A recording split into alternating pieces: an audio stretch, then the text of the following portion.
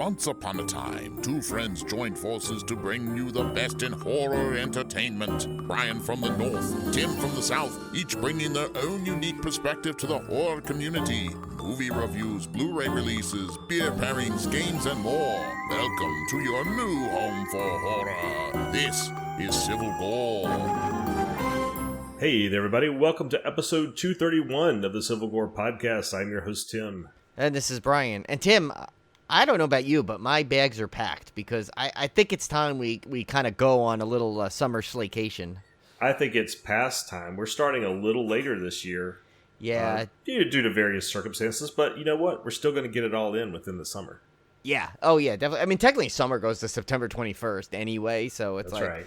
So we really have that extra window. I mean, a lot of times we end up like finishing in like July, so it's I guess yeah, that's right. I guess it really doesn't, or first week of August. So it's fine either way. Yeah, just a lot of like I mean, first the holiday came, and then Julie ended up with COVID. So that was it was basically because we made my the Civil Gore studio essentially the sick room for a week. So we cleaned it all today so I could come back in to record. So.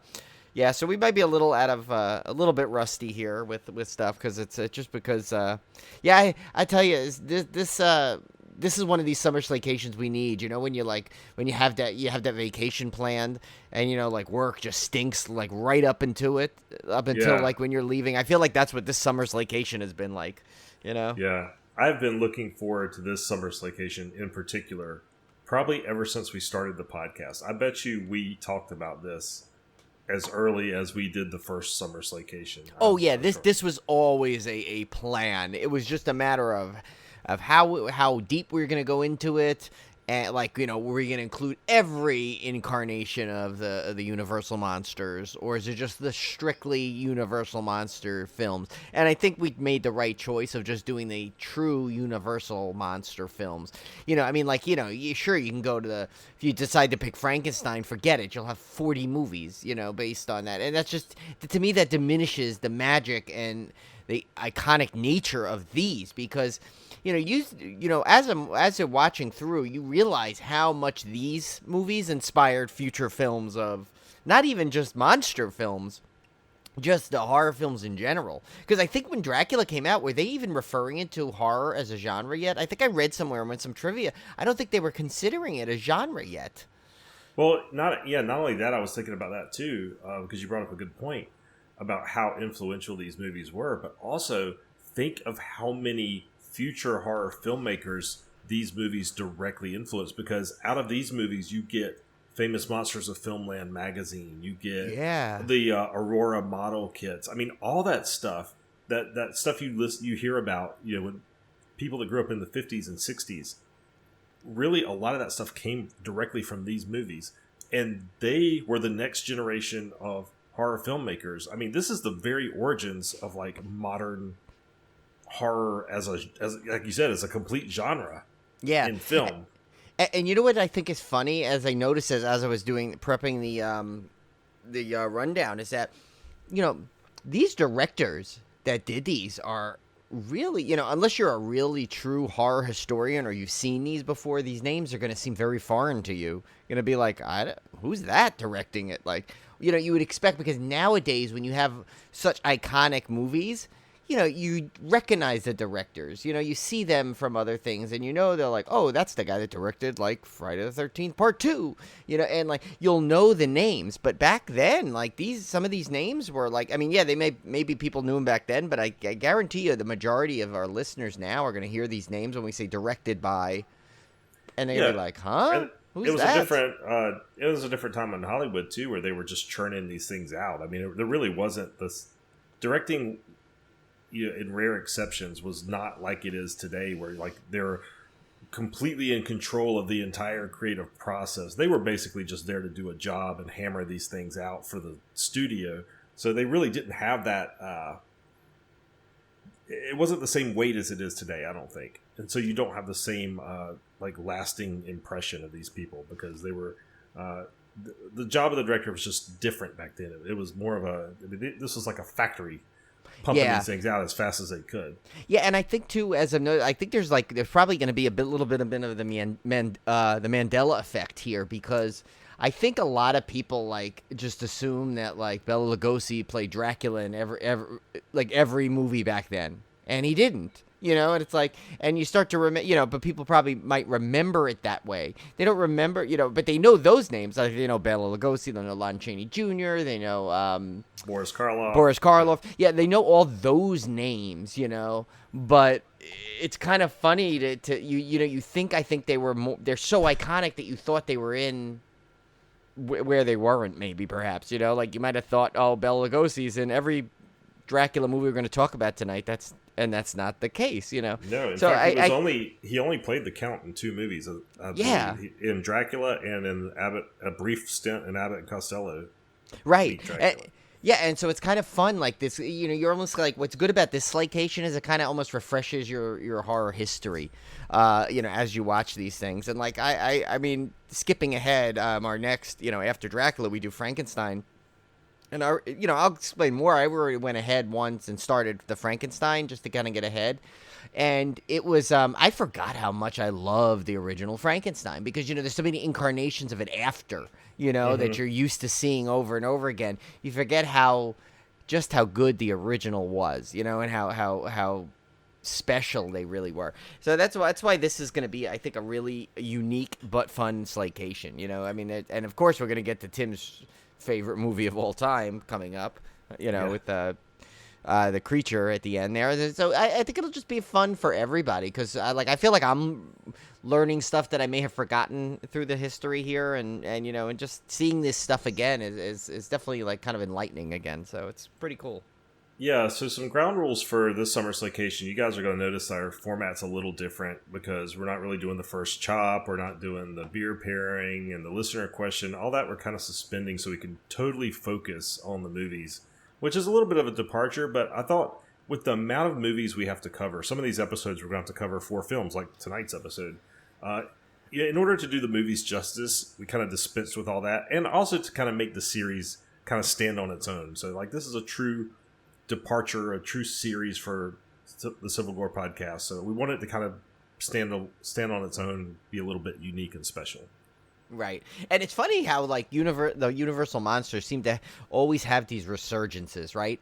Like and they came back with the Ninja Turtles, as them, and then they redid them again from NECA recently, and it's like, and now there's to talk about. I mean, think about it. You're talking about something that's close to 100 years old now, and yet they're doing, anyone that knows theme parks knows, like, it's very hard to kind of get that timeless IP, yet Universal is planning like, a Universal Monsters section in their brand new theme park that's coming out 2025. So back when that comes out, it will literally be 6 years away from being 100-year anniversary of it. I mean, that's crazy, but that shows how endearing this IP is, and it's its own thing. It's like, it's, yes, you have the individual characters, but you also have the Universal monsters as a whole. And when you say that, everybody knows exactly what you're talking about, which I think is not really, you can't, like, okay, you say the big horror icons, you think Freddy, Jason, Michael, Leatherface, Chucky, like that. But like, when you say Universal monsters, you know exactly what we're talking about. So I mean, they basically made these into horror archetypes. They weren't really. I mean, without this movie, without Dracula 1931, you've got Nosferatu as a vampire movie, but what spawns every other vampire movie that you know of was 1931 Dracula. I mean, that's right. Where all this came from. What spawned every Frankenstein movie you've ever heard of? Yeah. Frankenstein. What spawned every Wolfman movie or werewolf movie you've ever heard of? It was Wolfman. I mean, what spawned every Mummy movie? Everything came from these films. It's crazy to think about that. Literally every werewolf movie you've watched, every vampire movie you've watched, has some basis in these movies. I mean, and how would they, in this short little window of time? I'm talking. This is a period of maybe 10 years, right? Yeah. With the exception of Creature. Creature came out along a little bit later. But he also doesn't really have the influence that the other monsters did either. I mean, you don't see a lot of Creature movies, right? But in the space of a decade, basically the core monster horror archetypes were established that basically led to everything else you see, which is incredible to me. I mean, think about it, because the Bela Lugosi Dracula, right? That's the Dracula that, like, even though Nosferatu, like you said, was come first, and other than, certain movies, obviously there's they kind of went with the you want to call it, quote unquote, like romantic-y vampires, with the Lestat, like that, or like Salem's Lot chose to go the Nosferatu route, which it felt, which definitely made sense for that type of movie, that genre that went there. But any kind of movie that, like, does a, when you say vampire, almost everyone's head goes to going like, I want to suck your blood, like that whole, with the cape and the slick back hair and the medallion and the widow's peak, everything came from this. Like all that stuff, everything. And the same thing with Frankenstein. Like they said, that was not, Universal's design of Frankenstein was not what was written in Mary Shelley's book. No, not at all. And yet that's what everyone sees. Like, like that's what everyone knows. And it's kind of funny that, like, that, like, you back then everyone saw it as they know Frankenstein is green, but yet nobody saw it in green back then. It's like that would always crack me up. I'm like, but that's so funny because they saw it in black and white. But yet by the time I was grown up, I had seen every kind of commercialized Frankenstein, and I always knew it was green, unless you're talking about Frankenberry and then he's pink, but that's a whole nother story. But so I think it's kind of funny how, like, it really is, like, I know we keep saying this, but you can't undervalue what these movies did. No, I don't whether think you like them or not, they're your cup of tea or they're not. Maybe you're someone who only likes modern stuff and you don't like old black and white stuff. But I'm telling you, you owe those movies that you like now to these.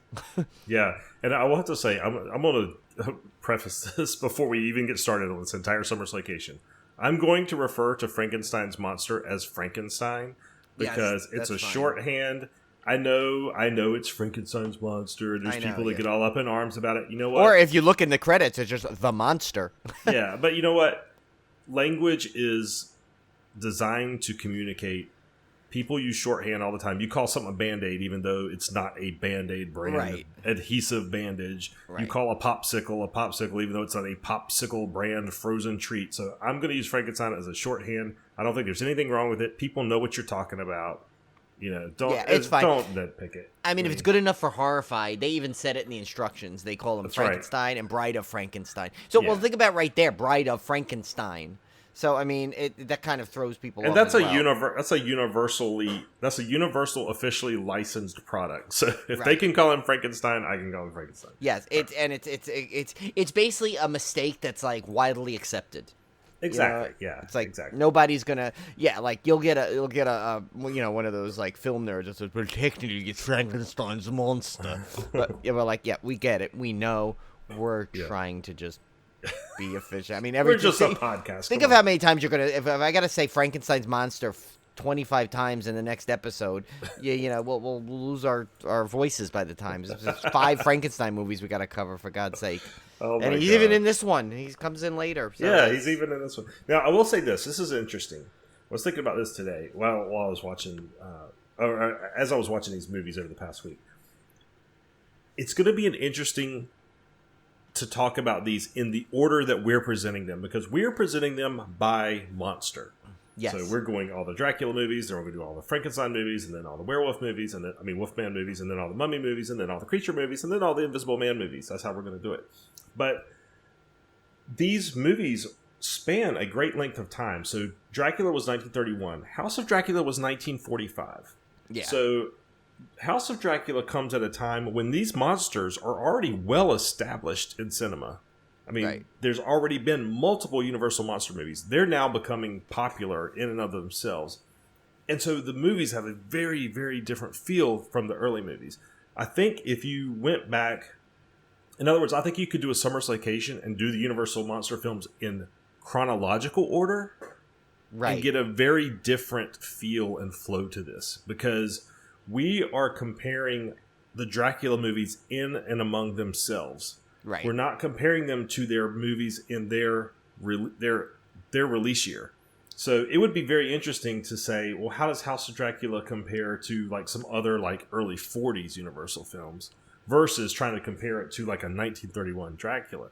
It's going to be a very different feeling. So when you hear our ratings and stuff, keep that in mind. We're kind of looking at this in a different, slicing it from a different angle.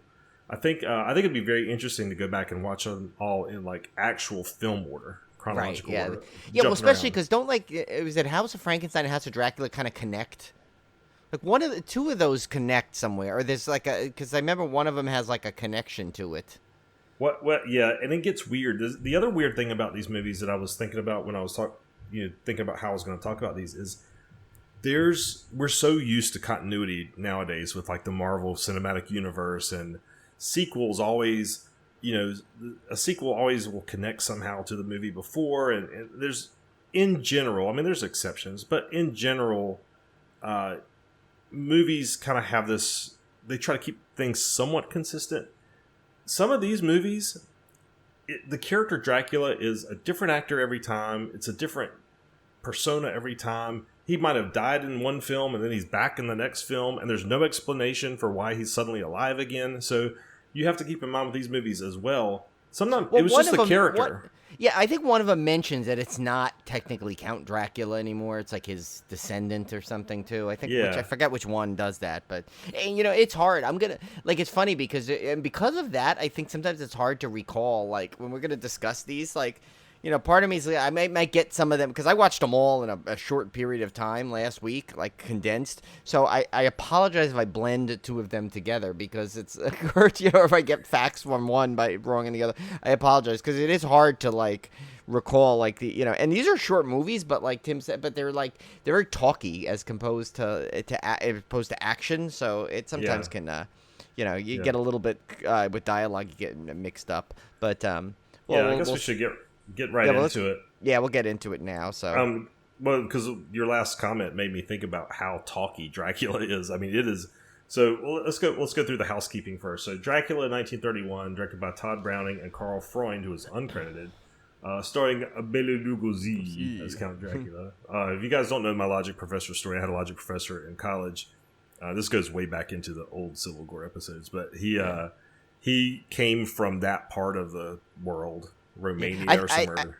I think Cody's second tome she'll create for us is the Civil War like jokes. Yeah, like the inside jokes. Yeah, but this is for like the newcomers. But so I had a logic professor, and he came from that part of the world. And the first day of class, I'll never forget. And Ken had the same guy, so Ken knows exactly what I'm talking about.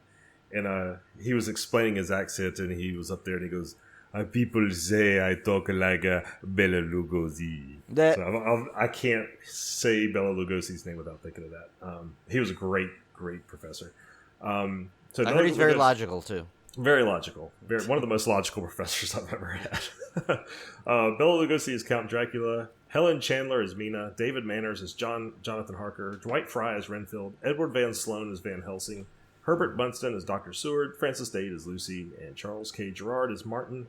Transylvanian vampire Count Dracula bends a naive real estate agent to his will, then takes up residence at a London estate where he sleeps in his coffin by day and searches for potential victims by night. Now, I have seen this movie tons of times, but you always, it kind of fades into your memory, and watching it for the show is always different than just watching it for entertainment. So I had forgotten how big a role that Renfield plays in this. Versus Jonathan Harker, because in the more modern iterations of Dracula, Jonathan Harker is, of course, the main character. And he is in the novel, too. This is based off the stage play Dracula, which was a lot different.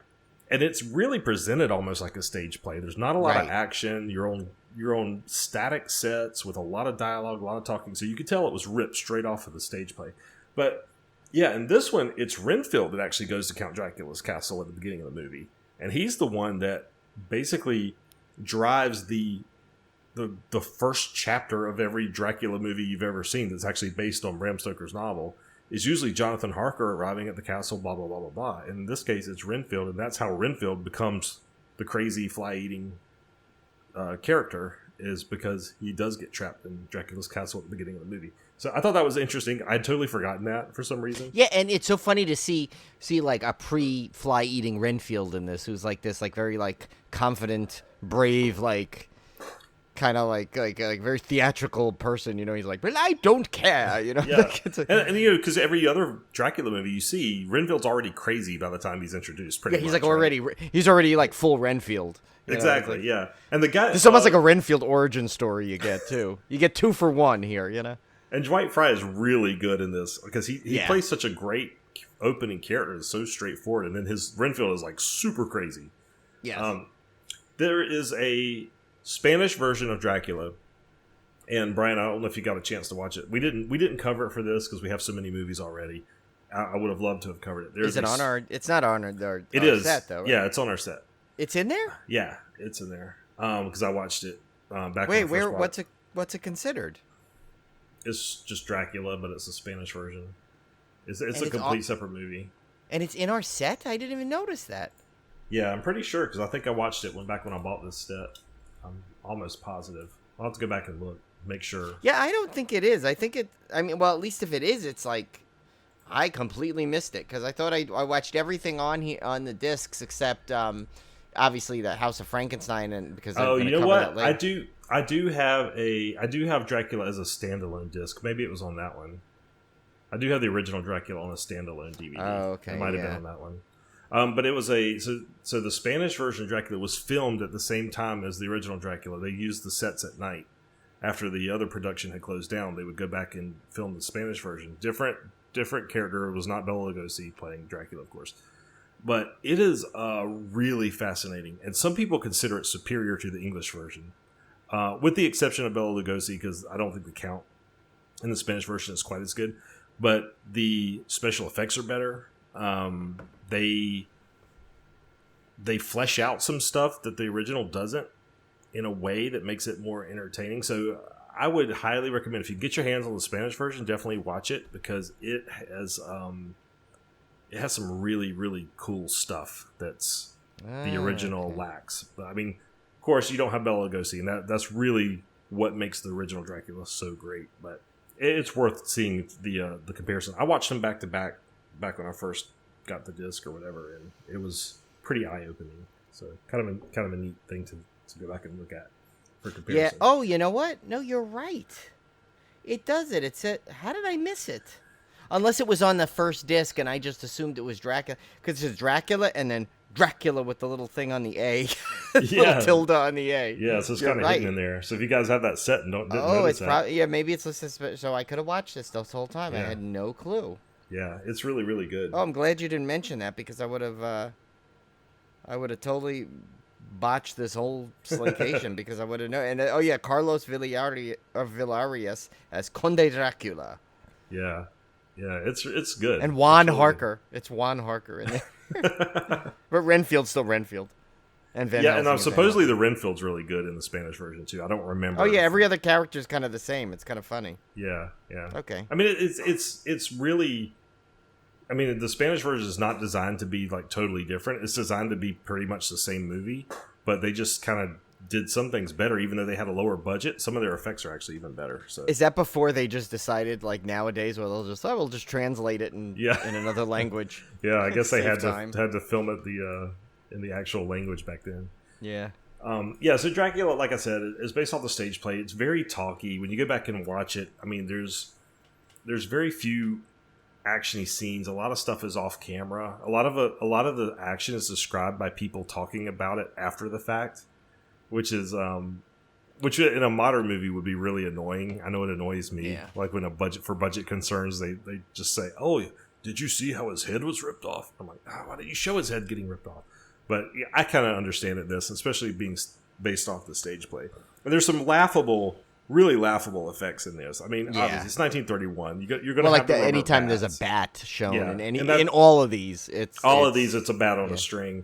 The one that made me laugh is instead of rats, they used at one point they used possums, and at one point they used armadillos. And I was thinking, like, was that really fooling anybody? Like, why would you use armadillos to take the place of rats? I mean, it's not like armadillos were invented in 1930. I mean, I know. I guess there was people outside of Texas that didn't know what one looked like. I don't know. Maybe they thought they throw. Yeah. It was weird. It was very, very, very strange. But what can you say about this movie? Bela Lugosi is so good in it. I loved his. Every time they show his face, they shine that light in his eyes, so he kind of has that glow about him. I love the scene. I think my favorite scene in the whole movie is obviously when he's at the top of the staircase and introduces himself. First appears, and then he like walks back up, and then there's that giant spider web, and you realize he had to have walked right through the spider web without disturbing it, which I thought was such a cool little. I think this one is like, no matter even with the laughable effects and all the talkiness, I think just Bela Lugosi, like, just whenever he appears on screen, it's so commanding, it's like because you're like, it's like almost like every time he's shown, he represents the entire history of Dracula. Like, exactly. And it's not like, it's not understated either. It's like he's Dracula and he comes off, I mean, I don't know where the like the "I want to suck your blood" like lines came from over the course of the years, because I don't think that's ever uttered like that in this. No. I mean, I know he says something about he wants blood. He says something about blood, but I don't know where that came from. But in fact, do you remember that game? It just reminded you. Remember "I want to bite your finger"? That game, like board game, when in the 70s, or might have been late 70s, early 80s. Do you remember that? It vaguely rings a bell. Yeah, vaguely. So you had a Dracula, okay, like a Dracula, like mechanical thing, like like a board. And what you'd have to do is, I guess, whatever. I forgot the reason why, but every so often you had to put your finger in Dracula's mouth, and if it went on the right time, it would come down and put two little dots on your finger, and you've been bit. Oh, that's cool. Yeah, and it's kind of reminded, remember there's like the crocodile version like that, or that old Jaws game. Oh yeah, like Joshua had a Five Nights at Freddy's version of that, basically. Yeah, scare the crap out of you. I gotta look that up, see if you could get that, because I remember that game. I wanted that so bad. I remember when I got it finally, all I did was just purposely get bit, because I rarely ever played a full game of it. I just like getting the I'll tell you thing for it. Another thing that Count Dracula thing that was first in this movie is when Renfield pulls out the cross and he puts his cape up over his face, like, and shies away. Like, that's a Dracula move right there. I mean, that came from this movie. So a lot of his little mannerisms and stuff were directly from this. Yeah, well, and think about it. Like, literally, the Dracula cough, as they put it, came from this. It's like that way you cough into your arm and you lift it up, and especially we've learned that a lot lately with COVID, to tell you to cough into your arm. But I'm like, hey, you're just doing Dracula, so you can make your COVID prep a little fun, But yeah, the other character I loved in this one is Edward Van Sloan as Van Helsing. He would return in Dracula's Daughter, which is a sequel to this. But he is a great Van Helsing. He had such a theatrical way of talking, too, which I thought was hilarious. He definitely was like a stage actor, you could tell. But he was fantastic in this. He had this like almost like this bemusement, like he wasn't taking it quite as seriously as I wanted him to. I guess I'm used to Anthony Hopkins as Van Helsing and Bram Stoker's Dracula, where he's very serious. And this guy is like almost amused by the whole thing. I'm like, man, this guy's got some brass balls, because he is like just totally mildly amused by the whole thought of vampires. And he even killing Dracula to him seems like, it wasn't that big a deal. Yeah, he's trying to stake in his heart. Yeah, just that's one. That's my task for the day. Yes.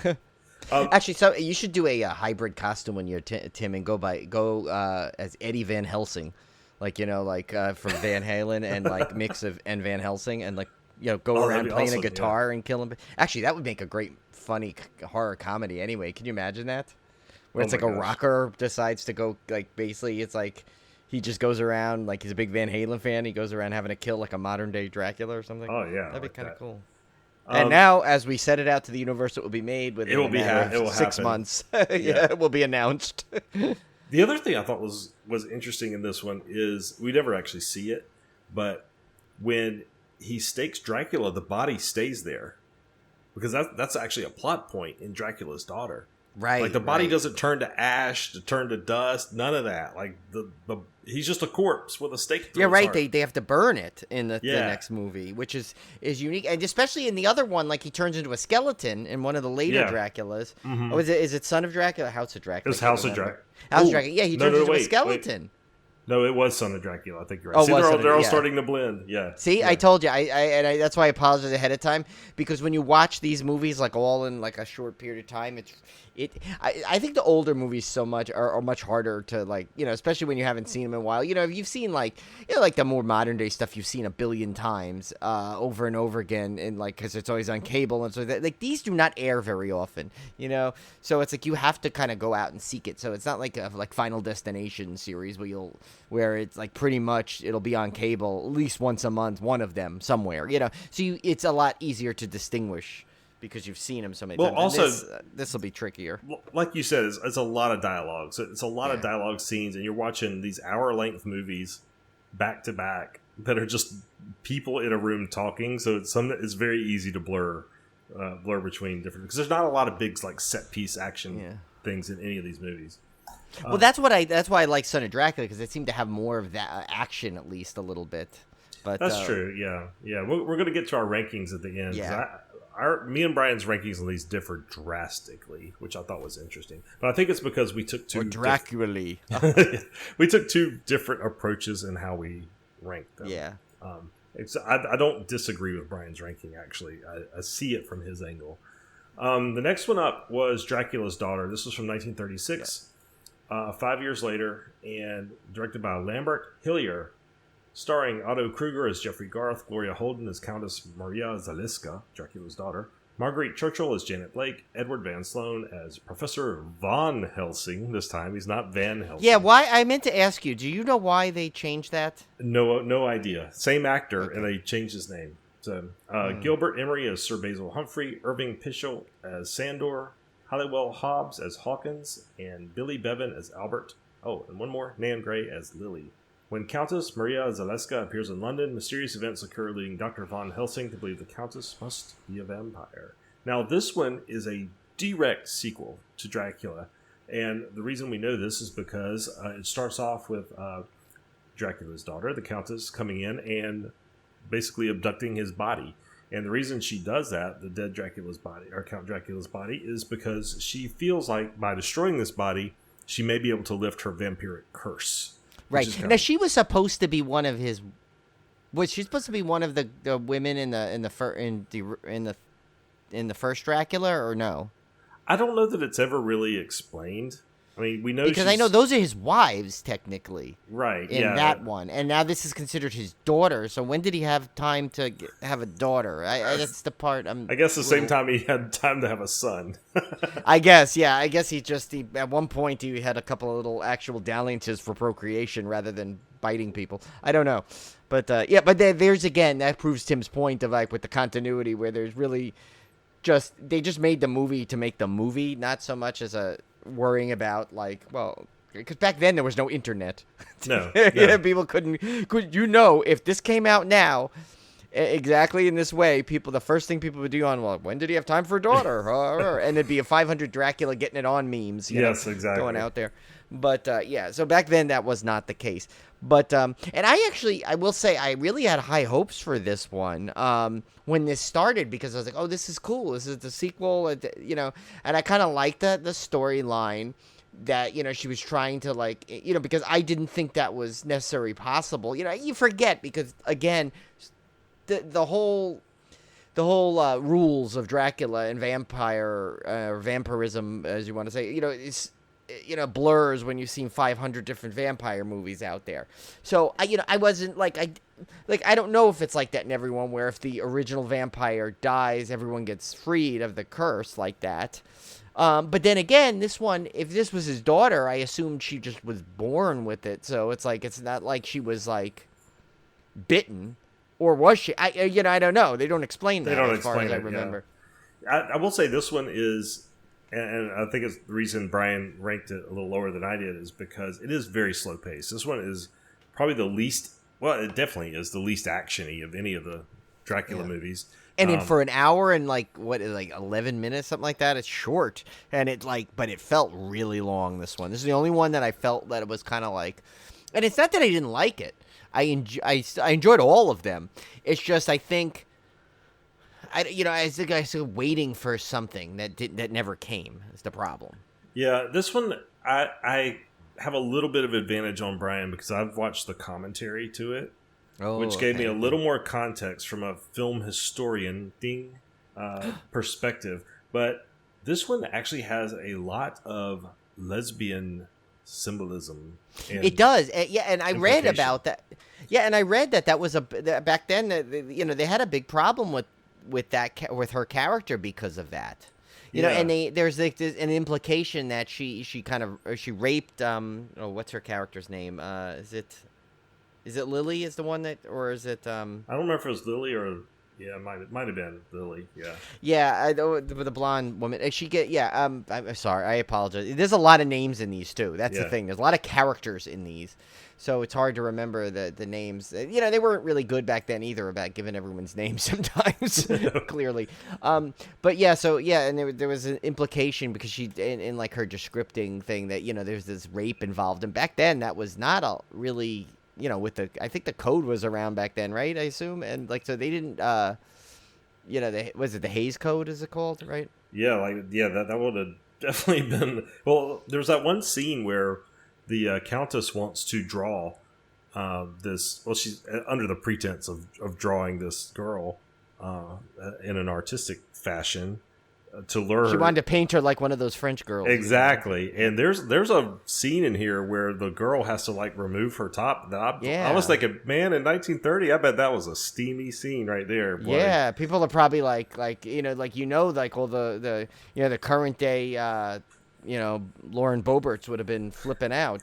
Yeah, I'm sure. For 1930, that was pretty risque. Whatever Boebert person was there. And to us now, it's like now if you hear us say that and then you go back and watch it, you'll laugh almost because how tame it is compared to what you see today. I mean, there's literally a movie called Vampiros Lesbos that Tim made me buy because he made the set sound so cool in one of our earliest but it was pre-dismemberment episodes. It was just a dismemberment. That was when we had the section. It was like one of our first ones. Yeah. And I was a teenage Zabazoing. I think that was the one I really bought the set for because it had whatever that was, a Zabazoing. I had to figure it out. But so there was a big deal about that back then. And now again, it's so tame, but it's done in a way where you're not going to miss it. You'll know what we're talking about. It's very I was like, wow, this is 1930. And she's basically trying to seduce her. This reminds me of that was that Alyssa Milano Embrace of the Vampire sequence where she's doing the photographs, but who knows if that did not get a little homage from this, but so that's what I'm thinking. I'm like, wow, she's trying to kind of get it on with her a little bit, and she's teasing her, and now most there's that whole female vampire sexual storylines that go on through a lot of the movies, but this one also reminded me. Remember what was it? Was it The Haunting, the original one we watched, where there was that character that was a lesbian character that was really criticized back then also. Oh the original Haunting. Yeah, there was a lot of lesbian overtones in that one. Right. And I remember reading in the facts too that was there was all this criticism back then because it was. I mean, that was the 60s. Yeah. That was there was still questioning about things about that. So it's I don't know why that people have to have such a problem with that, but She's the main actress here, Gloria Holden, is really good. She didn't do a whole lot. She wasn't a really widely known actress. Really, she's probably best known for this role. But she does a really good job in this. I thought of being a very cold, almost emotionless type. She was really good. That kind of really reminded you of Bela Lugosi's character in a way. Maybe didn't quite have the charisma he did, but she definitely had some of the formality and mannerisms and stuff. So I thought that was pretty cool. She Well, I'm sure she was going for that. I'm Yeah. sure she was trying to continue that. I mean, supposedly it's like father like daughter, right? She should be someone like him. Yeah, my daughter's exactly me, just in a girl's body. Yeah. Exactly. Oh, I saw a meme I got to send you or something. It was funny. It was about a father saying something about like, oh, my daughter's not like me or something. And then shows her doing something exactly. It reminded me of you and Anna. My God. I got to dig it up. Yeah, I don't deny it at all. At all. She is me to a T. Yeah. And having spent time with, it's funny though, Josh was like you in a lot of ways too, just different. But like Anna is like you, like so much like it. Like from when I just see it, it's like, it's so funny. Especially when we go to like horror nights and everything. The only thing different is like, you'll go through the horror. She's a little still skittish of that yet, but you were like that too as a kid. You told me so. Yeah. She's actually more advanced than I was as a kid because she's a lot more outgoing. It's like it took me a lot longer to get to that point, but she's kind of already reached that point.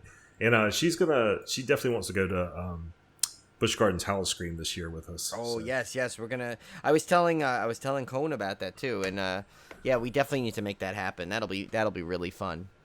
Especially it's such a great park anyway. So. Oh yeah, she'll have a blast. So Dracula's Daughter, like I said, slow moving, but it is a direct sequel. It's the only one of these that really feels like a direct sequel to Dracula, and those lesbian overtones are really, really interesting for this one. Again, very, very slow burn, but I like this. But again, think about it though. Again, like we said, these movies set the tones for future films, and you think about all these other movies that we've seen later on. Go back, you can go trace it back to this one too, just as much as the original one does. Yeah, I was reading on the wiki page for this for Gloria Holden that Anne Rice based a lot of her writings off of this movie and her portrayal, Gloria Holden's portrayal. So like the female vampire side of that. So that again, so another influence to another horror legend of Anne Rice. Proven right there. The next one up was Son of Dracula, 1943. This one's directed by Robert Siodmak. Hopefully I pronounced it right. Siodmak. I'm not sure how to pronounce that one. Again, 1943. So you're quite a bit removed. Now you're 12 years from the original Dracula. Right. This Count Dracula has become a bit of an icon now. Directed. Starring Robert Page as Frank Staney, Louise Albritton as Catherine Caldwell, Frank Craven as Dr. Harry Brewster, J. Edward Bromberg as Professor Laszlo, Samuel S. Hines as Judge Simmons, Adeline DeWalt Reynolds as Madame Zimba, Pat Moriarty as Sheriff Dawes, Etta McDaniel as Sarah, George Irving as Colonel Caldwell, and Lon Chaney Jr. as Count Dracula, which is interesting. Yeah. When Catherine, a beautiful Southern girl obsessed with thoughts of eternal life, invites Count Alucard to come to her mansion in the U.S., she unleashes a Pandora's box of horror. What's funny is, I always roll my eyes every time I see the old Alucard name for... Or Dr. Acula. I always roll my eyes, but for some reason I totally forgot that was the main plot point of this movie this far back. So one of the first Dracula movies used that stupid pseudonym. But, and it was funny when the guy even discovers it. Remember, he's like, "If you look, it says Aculon, but I noticed that if you read it backwards, it's Dracula." It's like they even call it out in this movie, which is kind of funny. It's pretty funny. But so in this one, Catherine, she inherits this mansion, and she invites this Count Alucard character, which is Lon Chaney Jr., which we come to find out later on is Count Dracula, or at least a descendant of Count Dracula, I would say. And this one is a lot more gothic in tone. That's one thing I forgot to point out. The original Dracula, obviously very gothic. You got the castle and the bats and everything. Dracula's Daughter takes that all the way out to London and loses a lot of the gothic stuff until the very end. And that's another reason why, Brian, you might not have liked it quite as much, but it's very modern, quote unquote. For the time, there's not a whole lot of spider webs and bats and that kind of thing. Son of Dracula kind of goes back to the gothic side of things, which I think made it more entertaining. And there's some great scenes in this one. Now I will say, the elephant in the room is Lon Chaney Jr.'s Count Dracula. Maybe if I had seen this the first time, this was the first time I'd ever seen him in anything, I would have said he pulled it off. But I'm so used to seeing him as the Wolfman. And in other movies, and he plays he's always plays kind of this sad sack character in a way, and even Wolfman, Larry Talbot is this kind of everyman, kind of gentle, mild-mannered guy that happens to turn into the Wolfman. That's what makes the contrast so striking, because he's not like this mean-spirited, aggressive guy. He's kind of this kind of, I don't know, kind of wimpy, kind of mild-mannered, gentle fellow. So to see him as Count Dracula did not work at all for me. Like, I thought he was terrible as Count Dracula. Like, it took me out of the movie. It was so bad. He looks like, I told Brian, he reminded me of, like, if you finally convinced your dad to go to this Halloween party that required a costume, and he was like, damn it, I'm gonna go, I ain't wearing no makeup, and he like just throws the cape on and like grudgingly goes to the party. That's what Lon Chaney Jr. looks like in this movie the entire way. He looks so out of place. Interestingly enough, when you think of the typical depiction of Dracula, he never has a mustache. But in the original novel, he has a mustache. So really, all the movies that have him not have a mustache are the ones that are weird. But we always we think of Dracula with a mustache as weird, but that's actually how he's supposed to be. Which reminded me of I was thinking today of Alfred in Batman, and I was like, Alfred. None of the Batman movies have ever had Alfred have a mustache, and he's got it in the comics. He's always had it in the comics. That's true. None of them did they? I was trying to think. I was like, you know what? Not a single one has had a mustache. Even Michael Caine. Even Michael Caine. Yeah. So it's weird. But anyway. This is the first Dracula with a mustache here, and I don't know. It just didn't work for me. Now I will say, there's a great scene where Count Dracula rises out of the swamp. I guess the coffin was underwater for some reason. I was gonna ask you, how did that happen again? I'm trying to remember. Did they show it happen, or was it just? Did he just hide himself in there? I think he just hid himself under there. I guess that's a good way to stay out of the sun. I guess I don't know, but he was under the coffin was under the water. The coffin rises up, and then he comes out of the coffin, and then there's a shot of him moving towards the girl, and he's literally floating over the water, but you don't see. Obviously, they didn't have the effects to actually show him floating, but he's floating from behind over the shoulder towards her. It was really well done. I thought it was creepy. I thought it was really, really good. And there's some stuff like back that then, like the vampire, like they you remember, of course, in Salem's Lot, with the vampires would float around like at old heights and everything. So it was like, I wonder if they had the effects back then, they would have made them float even more. Yeah, so I thought that was great. So there's scenes in here I really, really genuinely loved. And like I even like the ending scene where he's kind of like trapped and there's fire, and he ends up seeing the sun come up and turns into a pile of bones. So there's some really cool stuff in here. But there was some stuff in here also that just plot wise had me kind of scratching my head. I don't know. I can't really think of anything specific to point out as a plot hole per se, but it was such a stark contrast from the first two Dracula movies.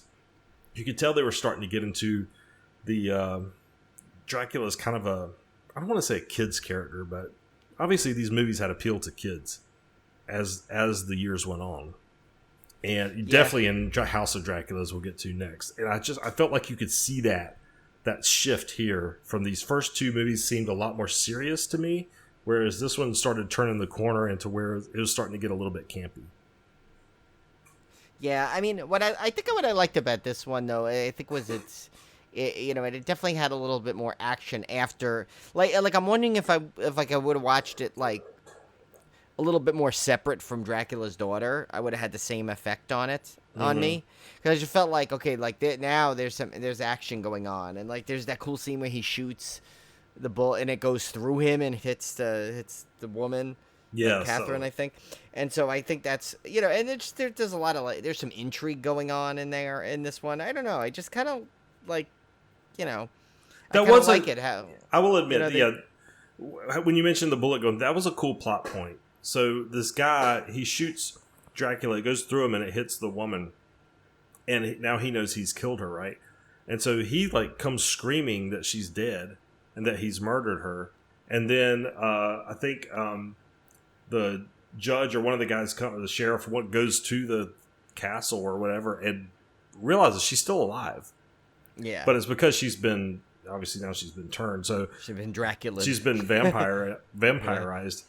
So now he's like, well, you did commit murder. She's alive. I just saw her alive. I thought that was kind of a cool little plot twist thing. Yeah, because it kind of gives him it messes with his credibility. And I thought that was kind of cool. And what they believe his mind is like. And, he's still, I think, to the very end, kind of, even though they kind of believe him, I think more towards the end, there's still that, is this guy crazy? This guy's, but then I think they kind of realize what happened. He literally had to eventually, sorry for the spoiler here, but he ended up having to still kill his the love of his life. Yeah. Because she was vampired. But what we got to come up with a name for that? Vamped or I don't know, turned? Well, I like vampired instead of pampered. You got vampired. That's right. Yeah. So I don't know. Yeah. I mean, I'll give you.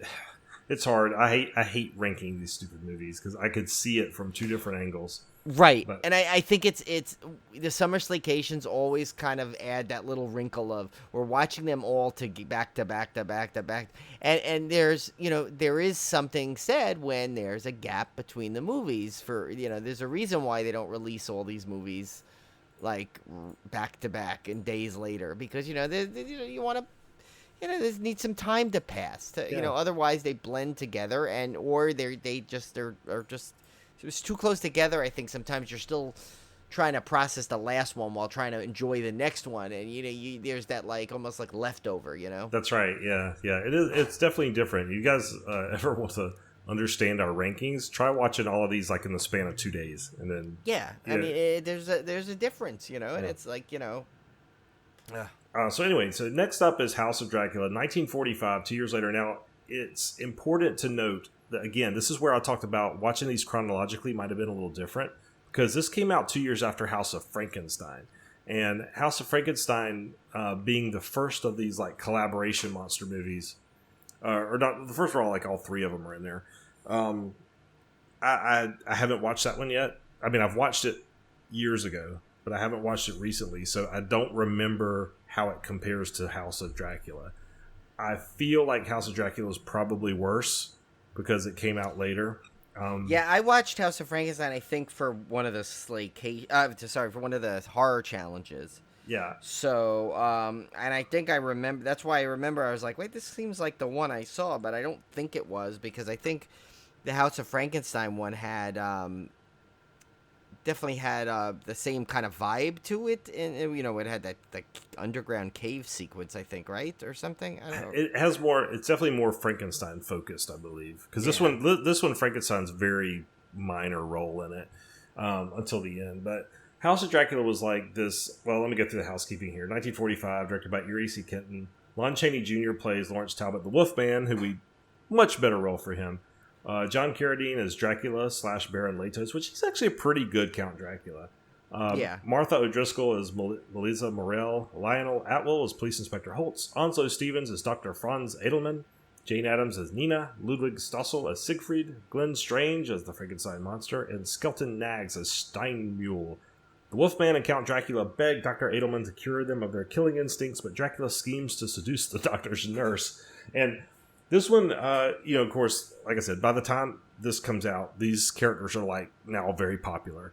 And so they want to put them all in one movie. It's like the Freddy versus Jason of its time. Yeah. And they're putting them all together now. Again, this was after House of Frankenstein, so it's already been done before. But there's this very contrived way these people get together. Like it said, just so happens that Count Dracula and the Wolfman show up at the same time to get cured of their respective diseases. And then, by the way, when the Wolfman tries to kill himself, he lands in an ocean cave that happens to have Frankenstein's monster washed up inside of it. So go figure. What a coincidence. Yeah. But this one, it sounds on paper like this would be awesome. Because it sounds like you're getting all these characters together. This sounds like this would be totally incredible. But really, they never really interact that much. In the movie, it's kind of like three separate plot lines going on. You have the doctor, who's by the end of the movie is the mad scientist, basically. But yeah, he's trying to cure Dracula on one hand, and Dracula's kind of trying to be this. He wants to be cured, but he's also kind of still doing his Dracula thing on the side. Then you've got the Wolfman, which I thought Lon Chaney Jr. was great in this one. He's really sympathetic. I mean, he really wants to be cured of his lycanthropy. Yeah, and to the point to where he like basically locks himself up at one point because he knows it's like coming, and nobody really is believing him that it's going to happen, but he does it anyway. And without having watched the Wolfman movies, because we haven't gotten to those yet, I was hard for me to figure out where in the timeline this would be, of like how long has he been the Wolfman kind of thing. And then you've got the Frankenstein thing, which Frankenstein basically just hangs out in the basement for the entirety of the movie until the very end where he wakes up. So that one's kind of... He's almost like an extended cameo. Yeah, exactly, yeah. So that one's... He's kind of like on the side. So you basically kind of have these three little plot lines kind of running. You have a hunchback nurse, which was great. I love the hunchback nurse. Yeah.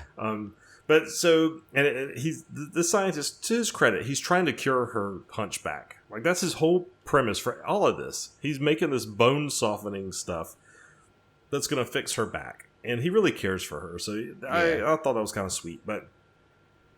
It's just an excuse to get all these people together. You know, real quick about the Hunchback there, I kind of bummed. Wasn't there another version? Was this like not the uncut one? Because I thought there was one with her where she goes like Hunch Ladyland, and she goes by Hunch Ladyland. No, not. I don't think so. Did I get that mixed up? I think you might have got that one mixed up. Darn it! Sorry. Okay. But, I don't know. It sounds great on paper. This movie is kind of a mess. I mean, it's just all over the place to me. The best part about it to me was Lon Chaney Jr. as the Wolfman, because I thought his character was great. I thought he was very sympathetic. I thought, it makes me actually look forward. I'm now extra excited for the Wolfman because I haven't seen those in a long time, and I don't think I've seen all of them actually because I don't remember there being so many of them. So I think I might have missed one or two. Yeah. I mean, John Carradine was good. He's a good Dracula. He's much better than Lon Chaney Jr. was. Wait, he's better than his son, David Carradine, when he did it. Because remember him? He's like, I want to get your blood. You know. But, of course, that's a Revenge of the Nerds reference for anyone that needed that explanation. David Carradine, of course, was John Carradine's oldest son, and he played Louis Skolnick from Revenge of the Nerds. But I couldn't resist that one. I was waiting the whole episode to get to this point so I could piece that joke in there somewhere, and you set me up perfectly. You're welcome. You're very welcome. So thank you. But he's not a bad Dracula. There's a great... No, I actually thought he was pretty good. Yeah, he's actually pretty solid. And he's got a mustache, so he's accurate. He's novel accurate. So, yeah, I thought he was actually pretty good. There's a great scene with him where he's kind of seducing the nurse at the piano or whatever she's at, or who that lady was at the piano where she's playing. He's kind of doing this seductive. Well, see, there you go. There's a little bit of that romantic Dracula for sure that you saw later on. Yeah, as well. And I thought he was good. It's just that I don't know. I think the Wolfman story was the best part of this, which is funny. Which was funny for a... Why wasn't it called like House of Wolfman? It should have been called House of Wolfman because I thought that was the best part of this whole movie. But overall, it was just kind of a mess. And again, it turned... I don't know. I felt like...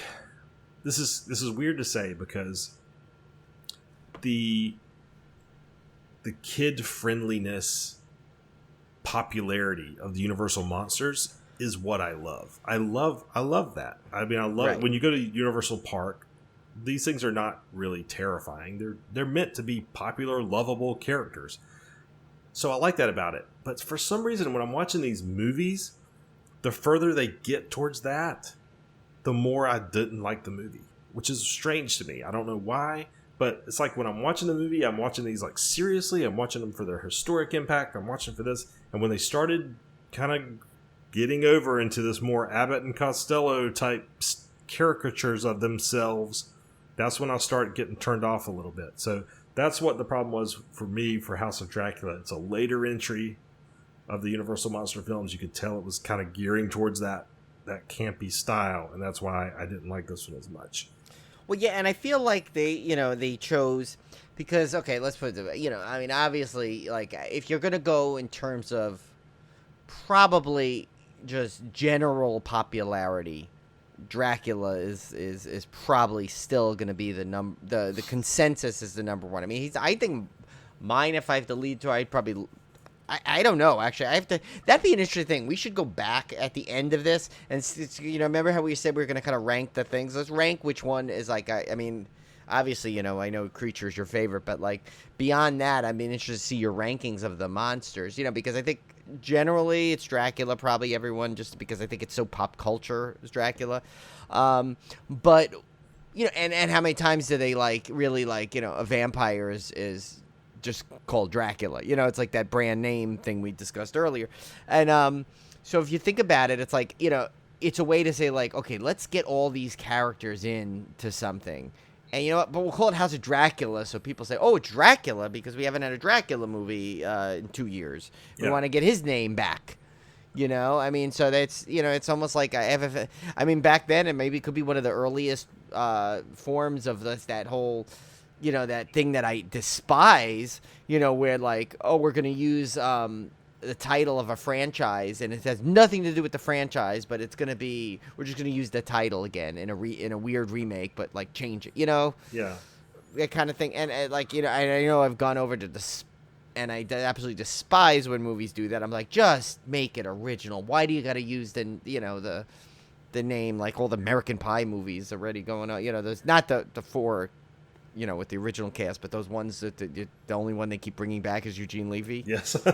I love that how is like Jim's father is like apparently like the entire like nexus to the American Pie universe, but like it kind of like that. Like it's like, you know, just make an original movie. You know, like don't use it. If you need a name recognition to get people to see your movie, then that makes me question the movie. Exactly. I happen to enjoy this one because I do, you know, but I like it because I like what you said, the same reason you did. I like the Wolfman storyline in it, but also I think it's like I like the early attempt of the, you know, the whole cinematic universe kind of thing, like an early version of the Marvel Cinematic Universe you're getting right here, and you're kind of seeing I mean, who could think that you could literally connect like the Marvel Cinematic Universe back to the Universal monsters, essentially, you know, because like, but it's true. There was that whole, and I love how Abbott and Costello actually ended up being in it. You know, it's like, well, you know what? Something you said earlier is something I actually do want to do at the end of this. Is I don't want to rank necessarily every movie to each other. I want to rank not the monsters themselves, but their franchises as a whole. Rank them. Yeah. Because I think, as popular as Dracula is, I think he's got one of the weakest franchises of the original Universal monster lineups. No, I agree. Having seen Frankenstein, all the Frankenstein movies, haven't seen all the Wolfman, all the Invisible Man. I have not seen all the Invisible Man. I have not seen all the Creature. Yeah, I know. Hold your shock. Creature, my favorite movie. I've only seen the original because I didn't want to mess it up with the 2 sequels, but I will watch them for this. And The Mummy, I think Dracula by far probably has the weakest total franchise.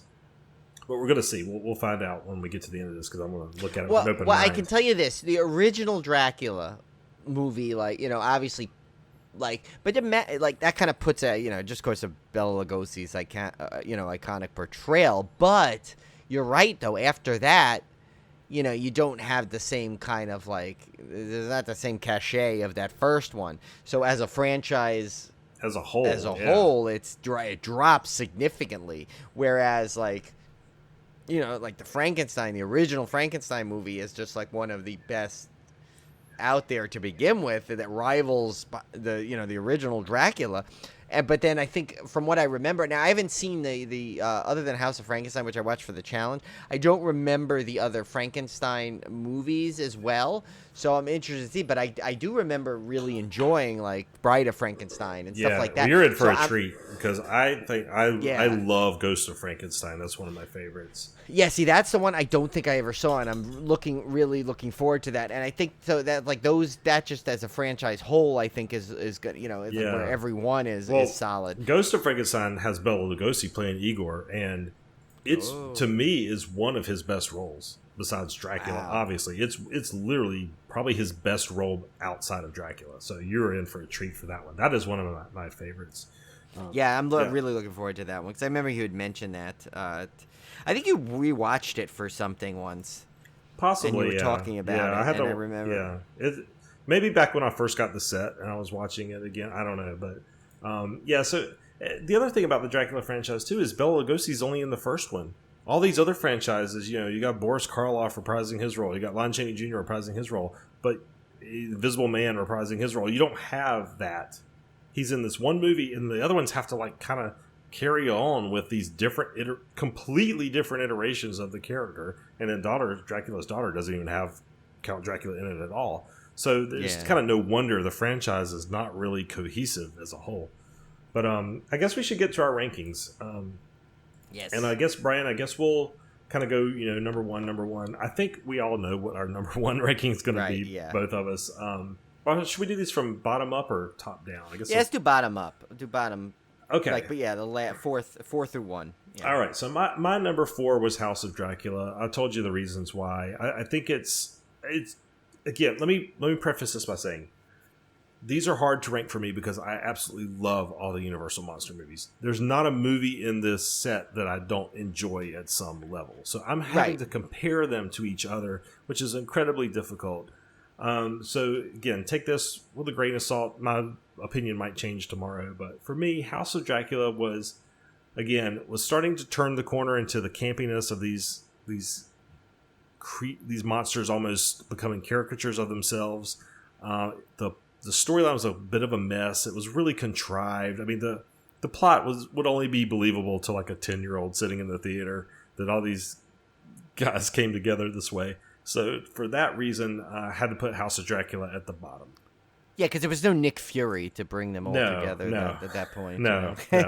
My fourth was Dracula's Daughter, but not because it was bad. It was just because I think because I watched it so close to the original Dracula.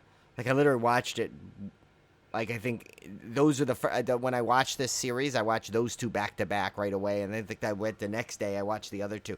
So, so that one, I think, that one had the disadvantage of literally watching it back to back. Like, I'm done with Dracula. I'm moving on to Dracula's Daughter, like that soon. And I think I might have liked it better if I would have maybe had a day in between, or I watched them, a different order or something.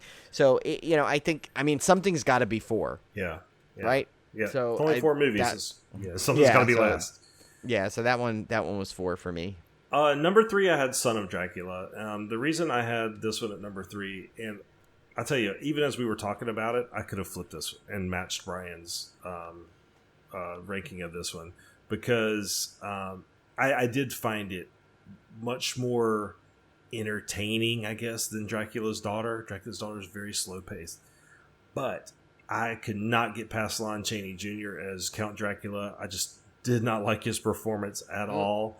I thought he was so wooden and just lacked any charisma of the character whatsoever. Like I said, there's some really cool scenes in here. The floating over the swamp thing was awesome. I love the ending of this movie. I thought the plot intrigue was interesting, probably a more interesting plot than Dracula's Daughter, but ultimately Lon Chaney Jr. killed it for me. And the fact that it really, you don't have a return of Van Helsing, you don't really have any real good follow through from the original. That's why I put this one number 3, but it's a barely number 3. It could have been number 2. Yeah.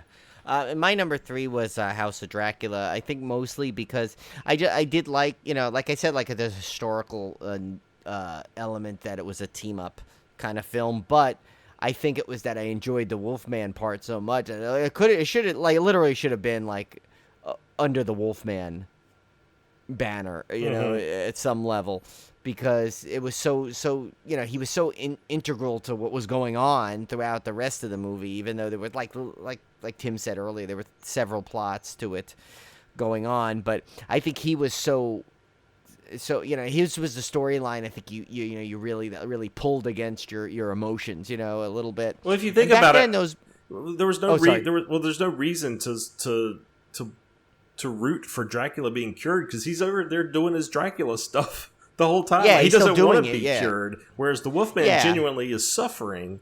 So it took the focus away from Dracula, even though it's House of Dracula, which I thought was fun. Right? Yeah, it should have been like Lair of Wolfman or something. Yeah, something. And and he was a very compelling character, and you felt for him. You didn't, like Tim said, you didn't really care for Dracula if you were rooting for him because he was being Dracula. But so I think as almost like I would almost put this as a good Wolfman movie than to Dracula, but still, in the grand scheme of things, I did enjoy it a lot. So that's why it's number 3 for me. My number 2 was Dracula's Daughter, and I thought long and hard about this, because when I first watched it, I even told Brian this movie's boring. It's kind of slow, but like I said, I couldn't get the commentary out of my mind and the historical significance of the movie out of my mind, and to me, it just felt more like a true, serious Universal horror movie than the other two did, Son of Dracula and House of Dracula. It felt like it was trying to do something different and serious, and really, it was a true sequel to Dracula. I mean, the story-wise is a direct sequel, which I thought was really interesting. I thought the lesbian stuff was really interesting for the time. So, again, it's almost like you can look at these movies from a, oh, did I have fun or not kind of way, or you can look at it from a really high up level of like, where does this rank in like the history of these movies? Like, is this really a better film, quote unquote, in terms of like importance? And that's kind of the way I rank these. So maybe my heart tells me Son of Dracula was more entertaining, but intellectually, I feel like Dracula's Daughter was the more important film, just for the way it handled the female take on the character, and that it was a direct sequel, and that it was trying to be very serious long before these movies kind of turned into caricatures of the monsters we know and love. So that's why I had it at number 2. Yeah, mine. My number 2 was Son of Dracula, and pretty much for the reasons why Tim and I discussed earlier. I just think this one had some good action. It had some fun elements to it, and I think after, again, like, is it because I watched a really slow moving Dracula's Daughter, and then Son of Dracula comes along and kind of gives me more of what I was waiting for in Dracula's Daughter. So, I mean, again, these could have flip-flopped. Possibly. I mean, they're pretty much, other than the number 1, which we both shared, obviously, at this point, if you're paying attention. Depending on the day, 2, 3, and 4 could have all been reordered. It's like, it's hard to do it. Like, what we should do, Tim, too, at the last Slaycation, and go back, now that we've had some separation from it, and see if the reorder changes on these after we're thinking back now on it. After we can go revisit each one of these. Right? Well, in the last episode we'll go through. Well, actually, I think we have 7 episodes planned, so maybe that 8th is just a full recap we can do, and we'll recap, and that could be one of the things we recap, is just go over our rankings to close it out and see see if anything, now that we've had time to think about it again, if anything's changed. But yeah, so that was Son of Dracula for me, was number 2. Yeah, of course, it's no surprise that we had Dracula as number 1. There's no way that's not going to be number 1 on this list. It's such a classic. And I think the reason our rankings are so crazy after this one is because it is so far ahead of the rest of them. I mean, it's such another level above the rest of these that it's kind of like Dracula and then everything else. So yeah. That's not necessarily the case when we get to some of these other franchises, but we'll see, especially Frankenstein. But it was great going back and revisiting these movies. I'm looking forward to the rest of them. Dracula, out of all the Universal monsters, well, I'll have to say the Mummy I'm not super thrilled about. The Mummy's always been my least favorite of all of them, but Dracula would probably be the second least favorite. I'm just not. I love vampire stuff. Don't get me wrong, but it's never been like my favorite thing. I actually enjoy the Frankenstein movies more, and to some extent the Wolfman movies more, and definitely the Creature movies more. And Invisible Man is crazy. When we get to Invisible Man, I can't wait, because that is probably the least well-known character, but to me one of the most interesting characters of all the whole pantheon of Universal quote-unquote monsters. But we'll get to that soon. Like Brian said, we got several weeks of these lined up. Next week is going to be, we're just going to do Frankenstein and Bride of Frankenstein next week. There's 5 movies in that series. All right, so we do have 8 weeks. That's right. Yeah. We're splitting. Yeah, we're splitting some of that's these right. up. I think we're actually going to have 9 weeks, Brian, when all is said and done. Because I think we had to split Invisible Man as well. But I felt like Frankenstein and Bride of Frankenstein are arguably two of the best Universal horror films, period, and deserved their own episode. Trying to cram 5 of those movies in just would not do justice to those first 2, so I couldn't do that. So we're going to split those up Frankenstein, Bride of Frankenstein next week if you're kind of watching along with us. And yeah, I thought this was a great discussion. I am looking forward to the rest of them. And if you guys have not grabbed those Universal Monster Blu-ray sets, do so. You can get them cheap. They are full of audio commentaries. They look fantastic. They are so much fun. I mean, for what, $20? Yeah, usually, sometimes you'll see them for 24, but almost all the time, I think they go on sale for like $20 throughout the year. I've seen them as low times on Amazon. I've seen them as low as 15. I think actually one I remember I grabbed for like, I think we both grabbed it. Remember, was it Invisible Man? One of them, remember, was on sale for like $14.99, and we jumped on it. Like if you guys and get them while they're in print. I mean, because you never know when these things are going to go away. Like get these. These are great sets. I mean, maybe they'll come out with some set that's even better. I can't imagine that I'm going to need it because they're not going to look any better than they already have. And remember, this is you get the full uncut version. I was joking before about that joke, obviously about it not being cut. Uncut, like you get the full Frankenstein like cut where the girl's thrown into the water, which was a long time they cut that scene. Yeah. So from versions, but it was restored I think in like the 80s on the DVD, and it's of course in its full cut on this one, and it's just a piece of history. Like, there's certain movies, if you're a movie collector, even a modest collector of things, depending on what genre is your favorite, there's just certain movies you need to have in your collection. Yeah. As horror fans and as Universal Monster fans as we, Tim, it's such a no-brainer to have these sets. And I remember, of course, that like they had to torture Tim and I because as soon as the creature came out, it was pulled from the stores. And I remember it was I kept checking and checking. Finally, I'm like, Tim, it's back, it's back. Yeah, we got to order it now. Well, they had like a disc issue or something, and they pulled it for months. Yeah, it was some kind of it was something with the ratio where it was literally like cutting off. Yeah, like they had to redo it. Yeah, it was. Yeah, crazy. They had to redo. Yeah, so it's like the original versions were like you could buy, like you could see it for a while, but basically if you would have bought it, you would have had to wait and then send your disc back in. And if you followed the boards, they essentially said like, look, they're all going to be recalled. We're going to re-release the newer version. You could either wait, or if you have it, send in the disc and we'll send it to you when you come. So Tim and I patiently waited, and I remember finally it appeared back on Amazon, and they gave you, I think, the number to look for, right? The UPC or something. Yeah. And so we knew that it was the correct one, and we ordered them right away. And so that was, because I mean, if Tim, of all people, need the creature. I also have that, like, I bought that thing for $6, the DVD of Abbott and Costello Meet the Creature. It was like a little segment on their show. It wasn't a real movie. Yeah. But there's that, too. But, so part of me wanted to include the Abbott and Costello things, but I just think it's just too much as it is to put that in there. I may watch them in the end just for fun, but... Yeah, I want to... Yeah, I've seen them. I used to watch them all the time. Those are the ones I think I see those more than the actual movies, because they always had Abbott and Costello on Sunday mornings, and my dad and I used to watch them because it was like... I think I mentioned that like 50 times in the show already. But yeah, so, and I remember that was one of the ones I always used to like was when that one came on. Yeah, it pained me to cut those from this, but we were already 9 weeks, and that was even splitting movies, and some movies having to watch 3 or 4 a week. I was like, man, it's just going to be too much trying to get those in. I think if we had a Patreon, that would totally be the Patreon episode. Yeah, we would do all the Abbott Costellos for sure. Yeah, that's a good point.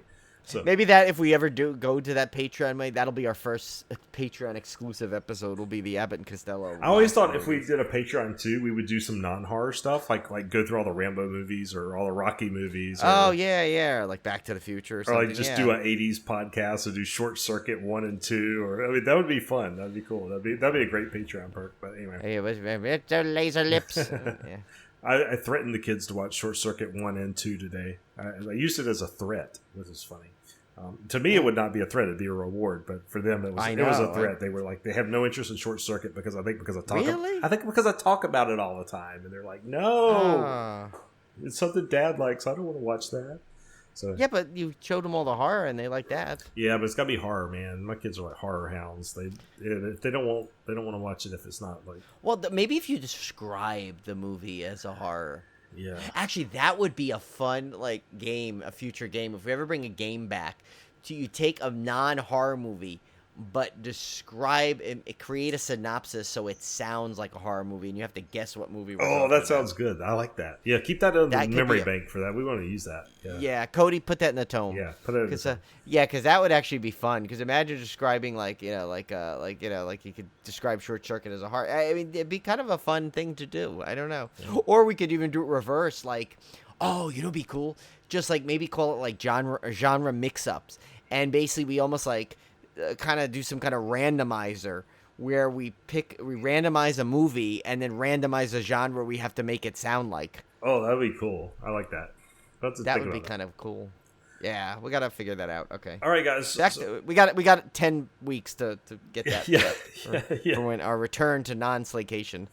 All right, guys. Well, we will see you back here next week. Apologies if this episode's a little rough. We did not have time to edit this one very much because we are recording this late Sunday night. It's being released as you hear it on Monday. So we were kind of scrambling this week. We will be back on more of a regular schedule next week. So it should sound mostly my fault. This is mostly my fault on this one. I'd say actually pretty much all my fault because of I should have taken out once I realized we were going to make this a sick room. I should have just taken the mic out and transferred it into the other room. But so we kind of pushed it off until Julie's 10 days cleared. But it's all good. We'll get there. It works out. Yeah. We had I feel like this was a very fun episode and it had a lot of good energy anyway. So it's all good. All right, guys. Well, we will see you back here next week where we'll delve into some Frankenstein. Or Frankenstein, I should say. Yeah, Frankenstein. Later, guys.